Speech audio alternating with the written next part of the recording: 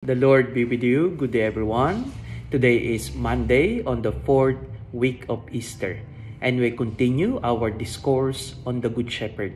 This time, Jesus said that He is the sheep gate through which the sheep will enter.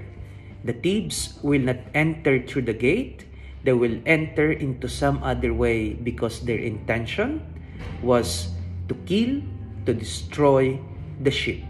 So, in other words, if we pass through the gate, who is Jesus Christ, then our intention is really to take good care of the sheep, to love them, to enrich them, to give them life, and to bring them to the greener pasture.